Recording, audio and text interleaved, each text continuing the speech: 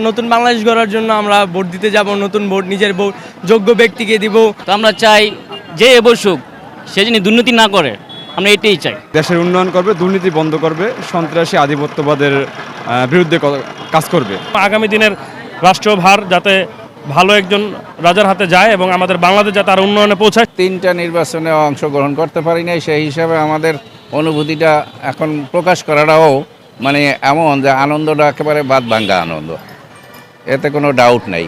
R specially I myself to tell যে I am freedom fighter, that's why I am willing to how I will মানে impose my vote, that is my opinion.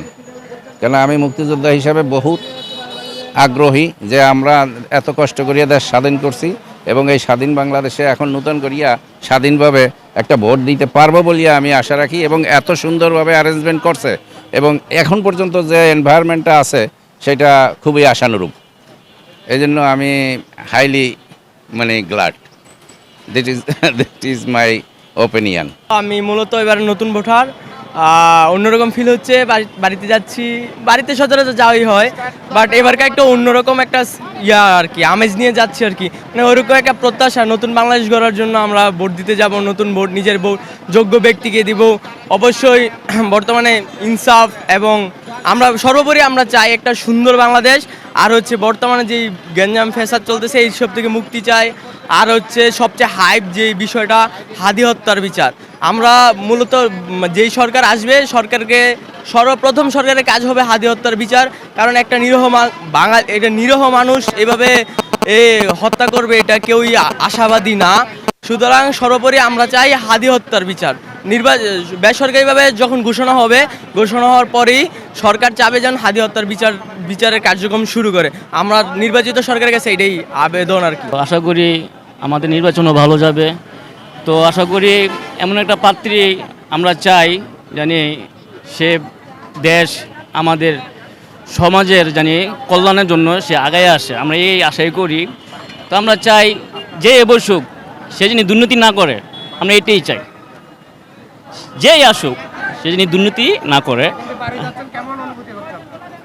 পুরা ঈদের ছুটির মতন লাগতেছে, আনন্দ উল্লাস ভালো লাগতেছে, মনে হয় কি ঈদ করতেছি আমরা, এইটাই।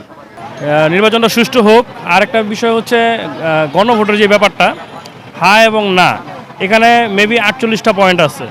তো 48টা পয়েন্টের ভিতরে কিছু কিছু পয়েন্ট খুবই ভালো, কিছু কিছু পয়েন্ট ভালো না। যেমন এক সরকার দুইবারের বেশি থাকতে পারবে না, এই পয়েন্টটা ভালো। আবার সংবিধান থেকে নাকি আল্লাহর উপরে পূর্ণ আস্থা উঠে নিচ্ছে, এটা খারাপ। তো আমার মতে উচিত ছিল জাতির সামনে এটা প্রকাশ করা যে 48টা পয়েন্ট আপনাদের এই গুণাবলীতে আছে, এর দ্বারা আপনারা এরকম উপকার হবে দেশের, রাষ্ট্রের। তো এটা তারা ফ্লাশ করে নেই, এটা খুব খারাপ লাগছে। এটা উচিত ছিল প্রত্যেকটা পয়েন্টে পয়েন্টে জনগণের সামনে এটা রাখা দৃশ্যমানভাবে যে এই 48টা পয়েন্টের উপরে হ্যাঁ এবং না দিচ্ছে। এখন সাধারণ জনগণ তো আপনার অনেক চালাক না, বা তারা অতটা শিক্ষিত না, অনেক দিনমজুর আছে, অনেক কষ্ট যারা গরিব ঘরের, তারা তো বুঝবে না আমি কেন হাত দিতেছি কেন না দিতেছি। তা হ্যাঁ বা না এটা কেন দিবেন এটা স্পষ্ট করাটা উচিত ছিল সরকারের কাছে। এটাই আমার উক্তি যে এটা উচিত ছিল।